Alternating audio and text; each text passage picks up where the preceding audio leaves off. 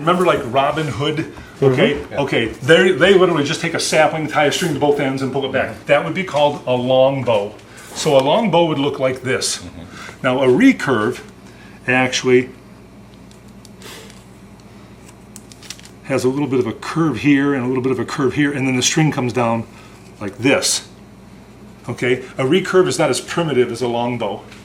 Okay, and then the third one, of course, is a compound bow,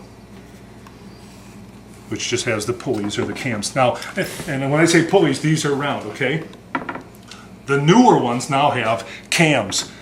A cam with its asymmetrical shape has more stored potential energy. When you let go of it, it converts it to kinetic energy. But it requires a lot more oomph to pull it back. Because you have to overcome the cam. That's exactly right. The asymmetrical shape of the cam. Yes. Exactly. I got it. When you pull back, okay, you want to be like this. Yeah. You don't want to be like this, because when you pull back, especially this bad boy, when you let go, that string comes right down along your arm. And you'll get a welt instantly about the size of a grapefruit. Grab the string about here, grab it, yeah, just like that, and just pull it back. Yeah, just pull it back, Randy. Come on, Randy. Just... Greg, this is all I got right here. Now, how far can you pull it back in comparison to where when I am? When I was healthy, I shot that 100 times a day. Look at this machine. Okay, so how far back does the string go? Back to here. Oh, stop it. Yeah. Greg, I'm all done right here. This is as far as I go. How did you get interested in this archery? I mean, what was the aha moment here? Well, I had two. The first is my father died when I was young. I mean, I'm by far the oldest male ensign ever.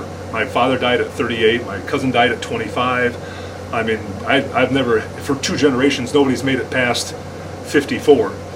Okay, and I'm now 58, 59 in October.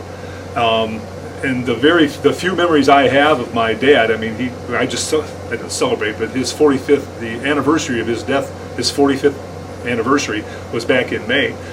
And one of the few positive memories I have of my father was him coming home from hunting.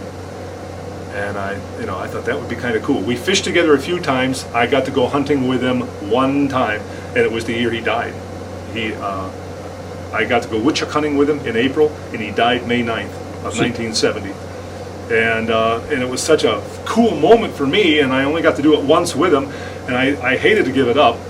When he passed away, I have a mom and 2 sisters, and I couldn't stand to be in a house with a bunch of dolls, so I pretended to be Rourke or Capstick, and every day I'd go outside with a slingshot or a little dinky bow and arrow and pretend to be hunting elephant in the savannah, and that was how I spent a lot of my childhood, that and athletics. That was the first part, and then when I got out of the military, I thought, enough guns.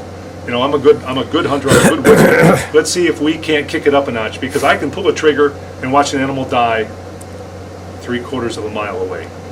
I mean, I'm a very, very good shot, and there's no challenge. I mean, I know my marksmanship is good, and there's no challenge pulling the trigger and watching something so far away. There's no way it can hear you, can't see you, can't smell you. It's not fair. But I thought a bow and arrow is a whole different story, and that was I wanted to kick up the level of difficulty of the challenge, and archery will definitely do that. There's been many times I've come home with no game because the challenge was more important than just being able to feed your ego, while you're trying to feed yourself the meat. So the Grand Slam, when did that enter into your thinking? The Grand Slam of sheep entered into my thinking in 2008. I had no intention of, I was trying to get the Super Slam. I knew to complete the Super Slam, eventually I'd have to get the Grand Slam, but I didn't ever think it was going to happen. Sheep have the eyesight of an 8-power pair of binoculars. I never dreamed it could happen.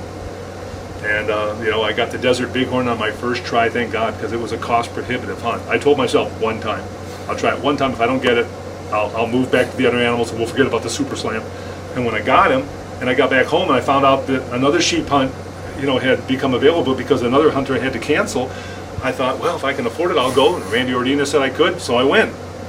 And then, 2 months before the Dall sheep was supposed to occur, I find out that I drew a tag I never expected to draw. I thought, my gosh, I'm going to have a chance to get 3 of them in 1 year.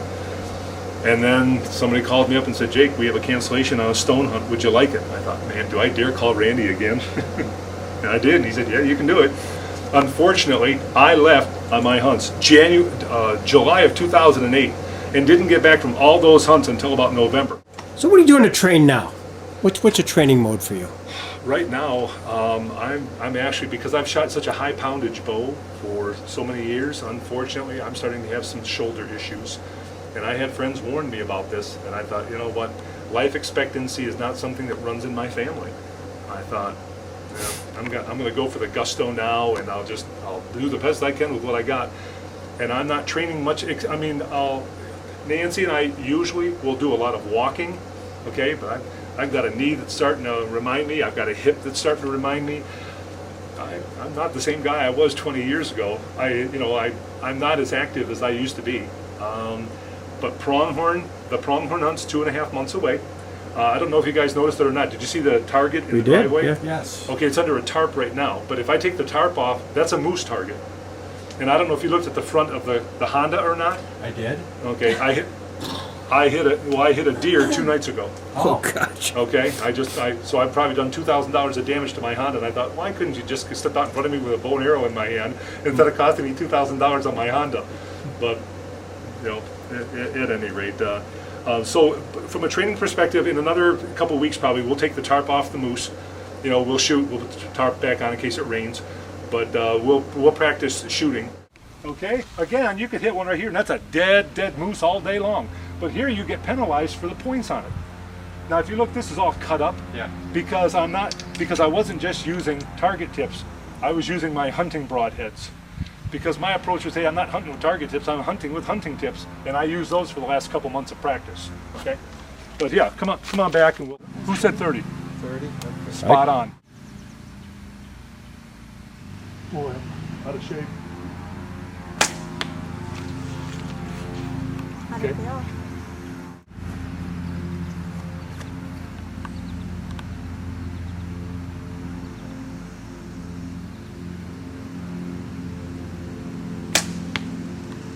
Goodness.